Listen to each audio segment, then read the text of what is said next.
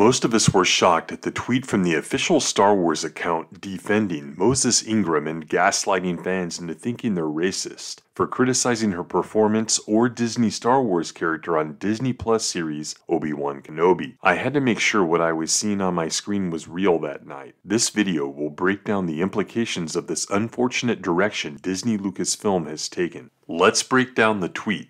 We are proud to welcome Moses Ingram to the Star Wars family and excited for Reva's story to unfold. Interesting that they didn't welcome her months, weeks, or even days before the debut of the show rather than several days after. As for them being excited for the character's story to unfold, it is an odd way of stating it, almost as if she is the primary focus of the show. Perhaps stating excited for Reva's part in the story to unfold would have been better wording, unless they mean for her to be the focus. If anyone intends to make her feel in any way unwelcome. In other words, if you are harshly critical, or perhaps even critical at all, it makes her feel unwelcome. Panning the ability of actors and actresses where applicable has been part of performing arts for a very long time. Sometimes it's brutal. Sometimes it probably makes the actors feel unwelcome. We have only one thing to say. We resist. Ah yes, that word. The word used by companies like Disney who resist nothing, and employees of companies like Disney who also resist nothing. Not only do they not resist, but they applaud the expansion of state power. How did that work out in Florida, Disney?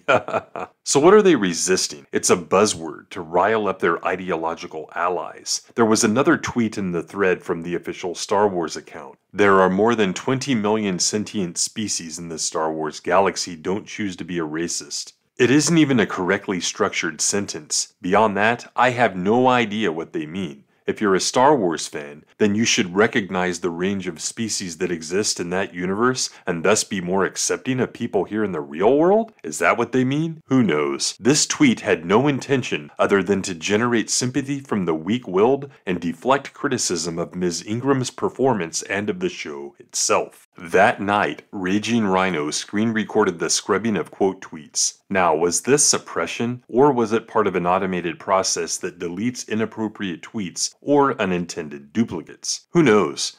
Before we move forward though, I want to remind everyone of this article put out by The Independent 5 days before the debut of the show. The piece, which highlights some of Ms. Ingram's asinine takes on fictional universes, was propagated by IndieWire the next day. I quote-tweeted IndieWire's tweet with a link to their article a few hours after they published it. Ms. Ingram stated the following per The Independent. It was something that Lucasfilm actually got in front of and said, "This is a thing that, unfortunately, likely will happen, but we are here to help you.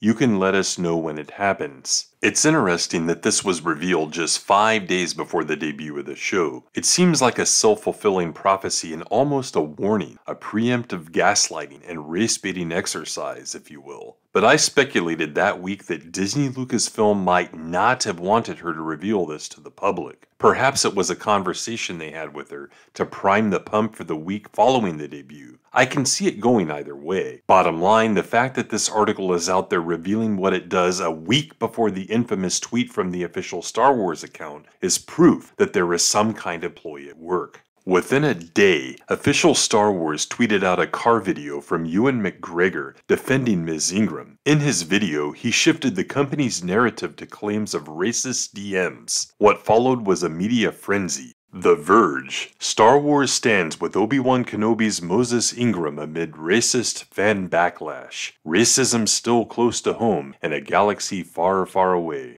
CNN Entertainment. Star Wars calls out racism after attacks on Moses Ingram. The Week. The Star Wars fandom's racism problem. Moses Ingram, Obi-Wan Kenobi, and ongoing racist toxicity in the Star Wars community. Mojo Wire. Why can't the Star Wars nerds imagine a world with black people? Fans are being racist. Again. NPR. Racist Star Wars fans aren't new. Why doesn't Disney do more to protect its actors? Wired. Star Wars has a fandom problem. The racist messages sent to Obi-Wan Kenobi star Moses Ingram are just the latest in a series of incidents directed at actors in the franchise. ABC News, Obi-Wan Kenobi star faces racist attacks online. Attention for the actress even crossed studio lines, with Anson Mount of New Trek posting his nonsensical message of support. The William Shatner account on Twitter put out his statement. Toxicity in fandoms needs to go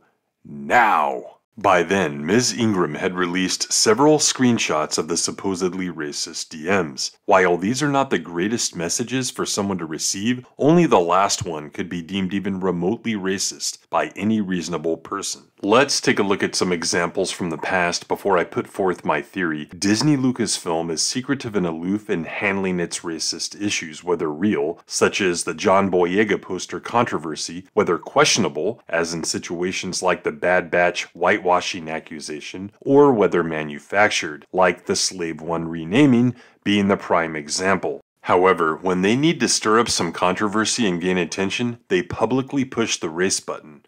Hard. Think back to a similar controversy around StarWars.com personality Christina Ariel in January 2021. The High Republic publication project had just begun at the time. My theory with the latest stunt is this. 1. Disney Lucasfilm knew the show was bad. They knew it would contradict what was established for decades and started damage control early by generating sympathy and guilt in the fandom by way of the independent interview. 2. Disney Lucasfilm wanted to create maximum buzz around the show. Remember, their tweet came the morning after Memorial Day. Their friends in the media, bought and paid for, or at least in some cases trained, were happy to pick up on the racism narrative and virtue signal in the process. 3.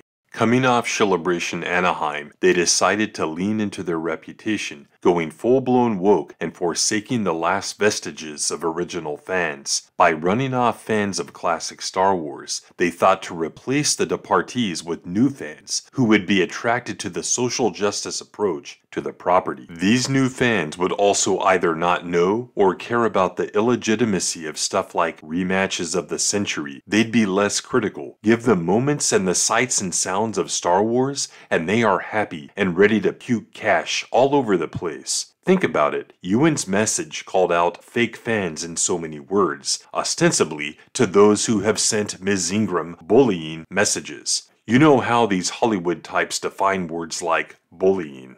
The whole situation disgusts me. The fact that Ewan is involved in not only contributing to the destruction of real canon, but in gaslighting the critics is a kick to the balls. I'm glad I stopped giving my money to Disney long ago. Join me.